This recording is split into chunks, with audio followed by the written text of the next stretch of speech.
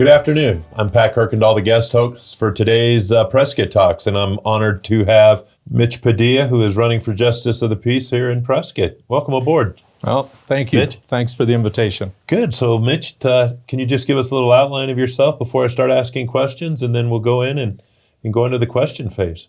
Okay. Well, some background briefly is my wife, Lori, and I have two daughters, Grace and Audrey. We've lived in Arizona since 2006 and Prescott since 2008. Prior to those years, that was spent in San Diego.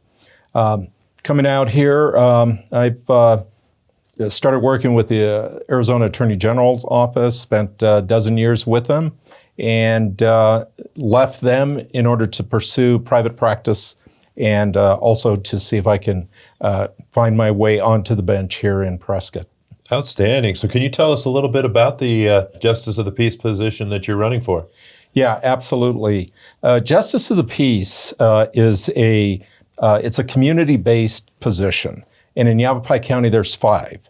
And the Prescott precinct is the largest of those 5. And that geographic turf begins north of Paulden, goes through Chino Valley, Prescott, almost down to Skull Valley, and then sweeps from Williamson Valley going east through Prescott Valley. So it's a large demographic. A large demographic. The position itself deals primarily with criminal misdemeanor actions, but it also takes into account orders of protection, small claims, some civil suits. It's everyday folks that find themselves needing to get in front of a justice. This is typically the position and the court they're going to find themselves in. So is this a full-time position, or would it be like counsel and mayor where you're part-time and then you have a civilian job during the day? Now, this Justice of the Peace position is a full-time position. So that'd be a Monday through Friday, 8 a.m. to 5 p.m. This particular justice court also has the city magistrate contract from the city of Prescott. So it's the same Justice of the Peace actually on contract handles the Prescott city cases, similar type cases. So in your position then, would you just hold court in Prescott, or would you have would you be holding court in Prescott Valley, Chino Valley, the whole demographics? No, the court is here in Prescott in the old courthouse down on the first floor. And one of the better ways that I can explain how somebody finds himself in the justice court instead of a court in Prescott Valley or Chino Valley is that if you're involved with Yavapai County Sheriff's organization, for example, you're given a citation for whatever that matter is. If it's a misdemeanor matter, you're going to end up in the justice court. If you were in Prescott Valley, for example, and you were cited by Prescott Valley Police, you would then go to the Prescott Valley Magistrate Court. It's a little confusing for somebody that's not familiar with things, but that's a quick way of looking at it. So what are the roles and the responsibilities of a Justice of the Peace? Well, as I said, it's a community position. It really is. There's, just for example, to submit my petitions, I needed to get a minimum of 761 signatures from a very compacted geographic area. And I ended up with over 1,100 when I turned these in back at the end of March. So I believe that the justices in the state of Arizona, they're designed to kind of come out of the community and deal with the lower level community type issues. Okay. So you have a very extensive background. What are the requirements to be a Justice of the Peace? It's very basic. First thing I'll tell you, you do not need to be an attorney. I am one, but you don't need to be. You need to be at least 18 years of age, live in the precinct where you're going to run, and that essentially is it. That's why I was saying just a moment ago, a community position. They want somebody to come from the community and then take this position. So you talked about the geographical size of the precinct. Now, have you, in your campaigning, have you been to the majority of the geographical area so far? Yes, I have traveled extensively to various events in Prescott, Prescott Valley, and Chino Valley. It is it's a challenge. I work full time, so I need to carve out blocks of time in order to be out there. Campaigning is something that you just simply cannot say you're in the race and you make one appearance a month. You've got to put time and effort into it. So I'm trying to do that. I'll continue to do that. The primary election is on Tuesday, August 2nd, and that's about 2.5 months from now. So I will be even busier than I have been. So you said you were with the Attorney General's office. Can you tell us what you did with the Attorney General's office? Because that sounds like you bring a lot to the table that would be beneficial from your previous employment to being the next Justice of the Peace. Yeah, the Attorney General office, the position I had, I began with them in 2006, and actually began in Kingman, and I was working dependency law. So my client was Child Protective Services. After about a year, I was promoted to a unit chief counsel in the child support section. And thus my responsibilities grew. So while I was still in Kingman, we spent 2 years there. In that second year, I had the responsibilities for child support for the offices we had in Yuma, Mojave, Coconino, and Yavapai. After I transferred to Prescott, which was one of the attractive issues for working for the Attorney General office. Once we got to Prescott, I gained greater responsibilities, and even to the point where I was unit chief counsel for the dependency offices. And I had responsibility at one time for 8 offices in 7 counties: Yuma, La Paz, Mojave, Coconino, Navajo, Apache, and of course Yavapai. 8 offices, 11 attorneys, and 22 staff. I was on the road a lot.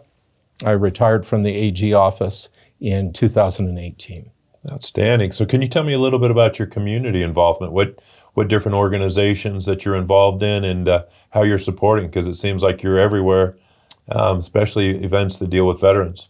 Yeah, veterans, of course. As a veteran myself, and I know you're a veteran, I was Navy, a total of 22 years, 6 active, 16 reserve, and I retired out of the Navy in 2005. So when we came to Arizona, I wanted to plug in where I could with something I'm familiar with, something I'm comfortable with, and that was to begin working the once a year Veterans Court that the county was putting on here in Prescott.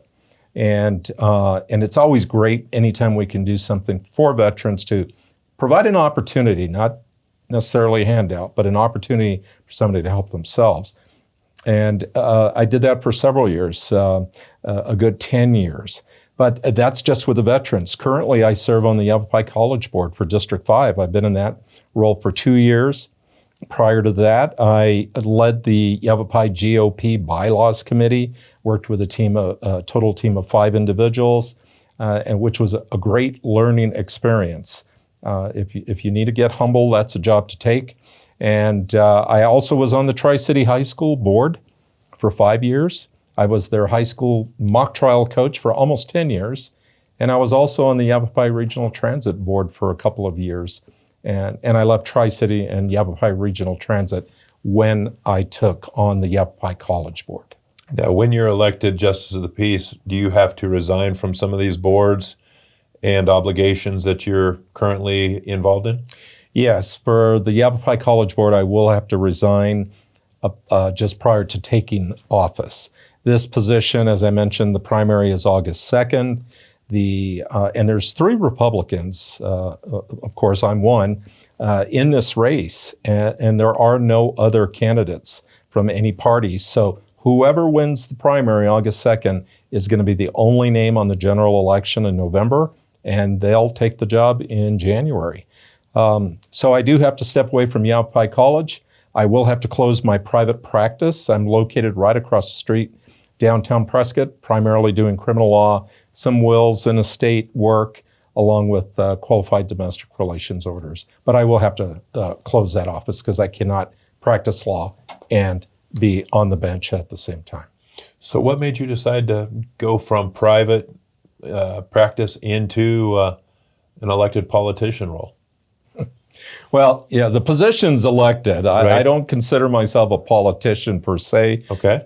But if I looked at myself from a few years ago, I would say there's a few things I do differently. So there's an internal desire to, one, continue to serve the community, to not only feel like I have a sense of accomplishment, it's also a role that I feel I'm really well suited for. I've managed people, organizations, budgets through the years. I've managed attorneys, and that's what this position is. You've got attorneys appearing before you all the time. You have people coming in without representation that are trying to figure it out. And this is an area, it's just an area that I've been dealing with in one form or another throughout my entire adult life. So are you excited? I mean, what is the drive? You said that the reasons you're doing it, but what's the motivation? What's the drive that gets you up every day and says, hey, I'm going to go open my practice, but I've also got to spend 5 or 6 hours today out knocking on doors and campaigning? The drive is to find a way to make a positive difference. One of those differences that I've talked about previously and on this campaign is the creation of a veterans court at the misdemeanor level.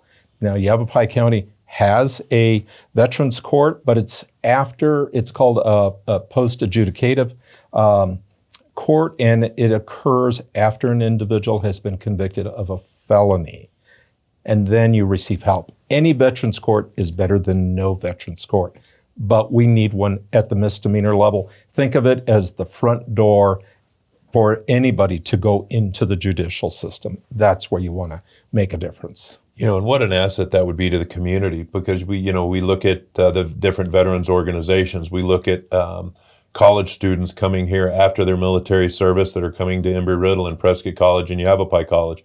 We look at the vast array of veterans that are in the community. It seems like a no-brainer that a misdemeanor court supporting the veterans and assisting them would be definitely a benefit to our community. I think it would. I agree with that.